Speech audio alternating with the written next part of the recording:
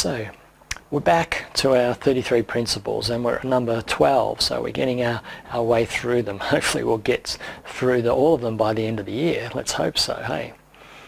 So the concept of interference with transmission of universal forces. So again, I've got to remind you, when we're looking at some of this language, when we talk about universal forces and universal intelligence, we're talking about different aspects of the the way that the universe works. So the bottom line is that there can be interference with the transmission of universal forces. So the metaphor that's used in Stephenson's text, as it says, a tree shades the sun, lead blocks X-rays, brass stops magnetism, rubber interferes with electricity. So remember that the universal forces are a number of different forces that exist in the universe to make things move, to make matter do what matter needs to do, but there is possibilities to diminish and to block and to interfere with the transmission of these forces, which of course is what we're talking about when we're talking about a subluxation, is something that's preventing the flow of what we call mental forces. So the two ways that universal forces are transmitted are via radiation and through conduction. So radiation is being transmitted through space, I guess. Conduction is being transmitted through matter. So nerve tissue is the preferred conductor for innate forces. So, fundamental chiropractic belief system, philosophy, and I believe a science is that the nerve system is what really directs and produces the ability for the universal and innate forces to be transmitted around and communicated through the body. And I know that occasionally people talk about other forms of communication, that go beyond these hard wirings of the body. But I think it's pretty defensible that the nervous system is really the superhighway for the transmission of the forces and the intelligence through the human body. So here we are back to D.D. Palmer, 1914, so we kind of see these parallels and these similes. We've got B.J. with Stephenson producing the 33 principles, and D.D., they were still on parallel journeys. They hadn't sort of parted ways and gone in completely different directions in their philosophy and science. So he talks about the spiritual intelligence controls unintelligent matter through the nervous system. So in order for the matter of our body to be able to do anything intelligent, requires the nervous system, the control and the communication through the nervous system from this intelligence that's built into this system. So principle number 13 of Stephenson's 33 principles. What is the function of matter? And as I said before, if you know the chiropractic law of relativity, that force equals matter times intelligence squared, then you already know you can work out what the function of matter is. And here it is, it's to express force. So as my body's moving, it's expressing force, and that's the function of my matter, is to express force. The function of my matter is not to sit still on the mantelpiece. It's not to be stuck, in the garden or in a riverbed. It's not inorganic. I have organic matter that the more it's expressing force, the more it's expressing intelligence. So we're never aware of the forces produced by intelligence until they're expressed by matter.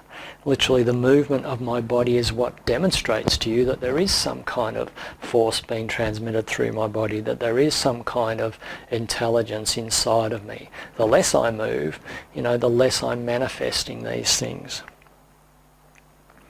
So here's a nice clue to why we need to be tonal chiropractors, because life is but vibration in degree.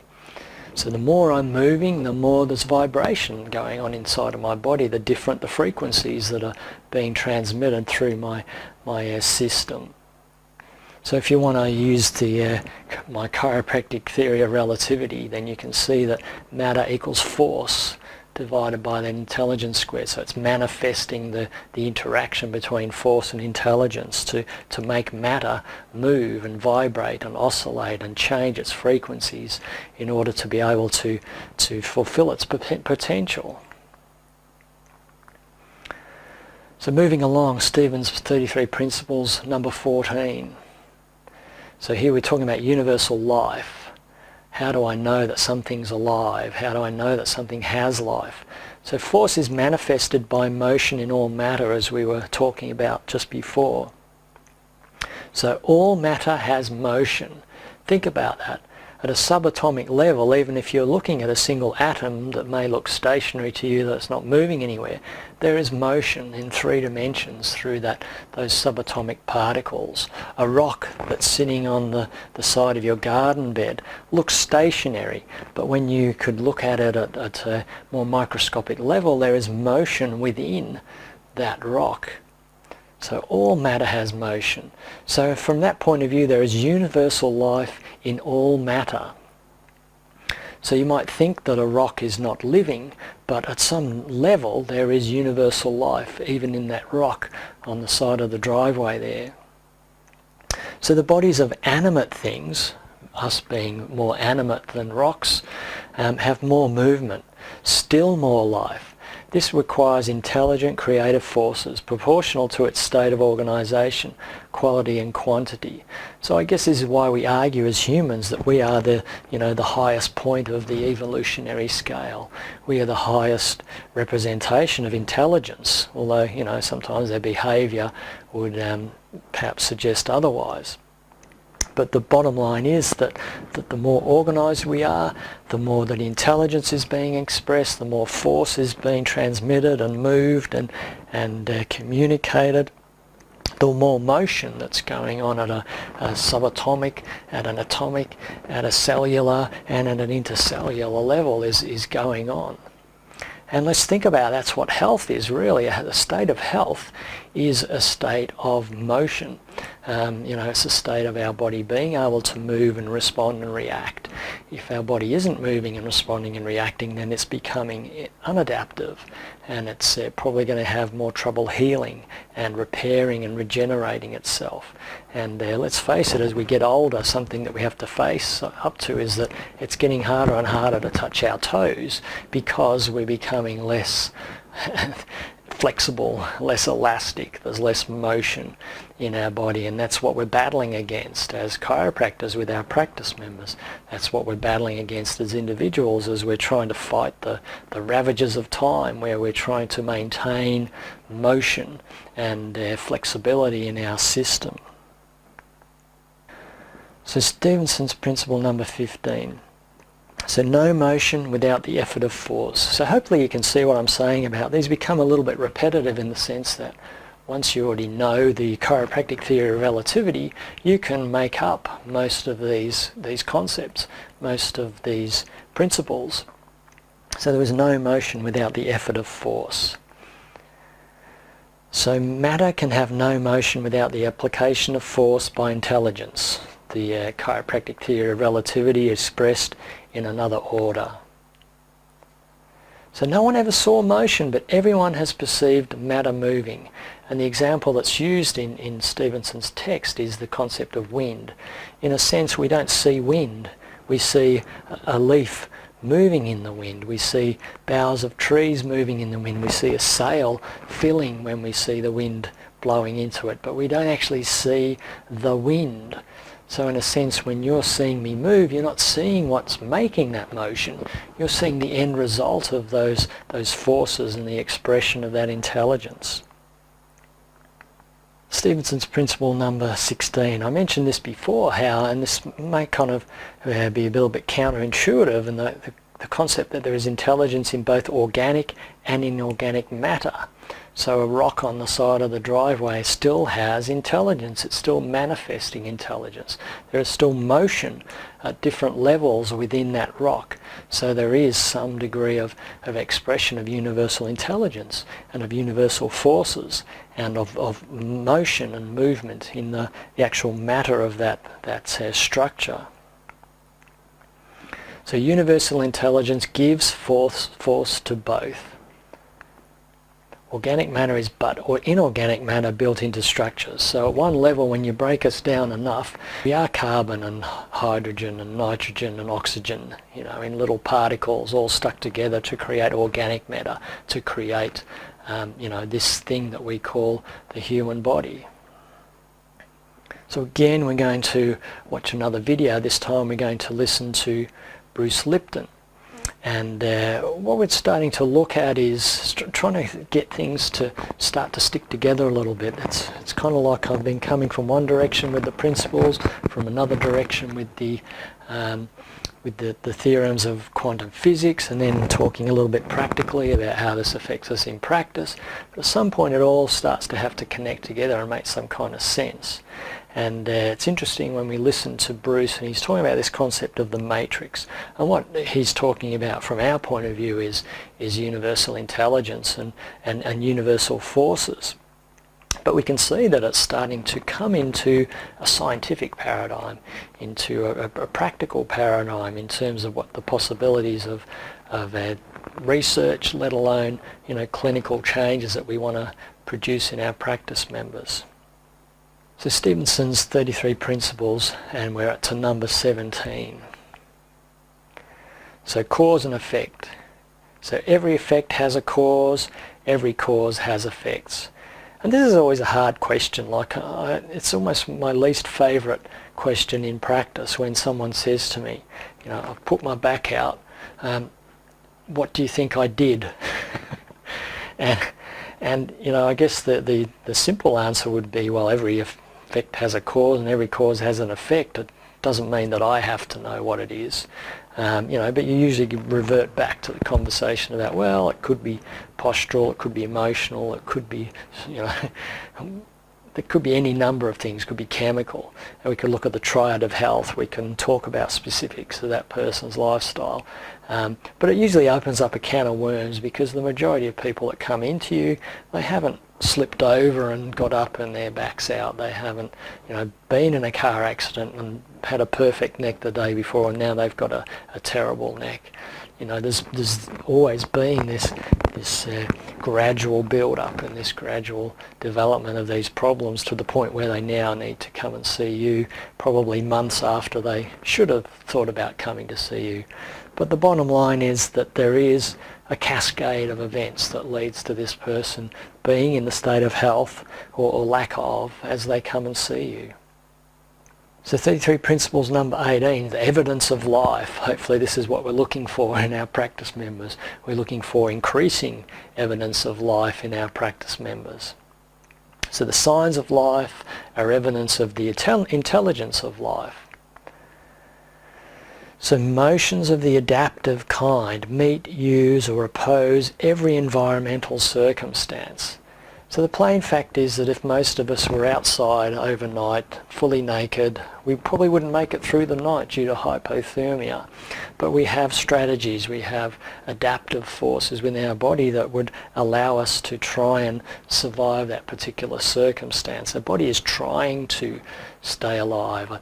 I saw this so graphically when I was at my mother's bedside, after she'd had a stroke. And it was very evident that she was slowly slipping away. But to see that the internal drive in her body to try and stay alive was just awe-inspiring, and it was almost a bit frustrating. I know at one stage I held my mum's hand and I said, it's okay, you can go if you need to go, then just go. But just the breath would just keep trying to keep that body alive. So built within our body is this drive to live.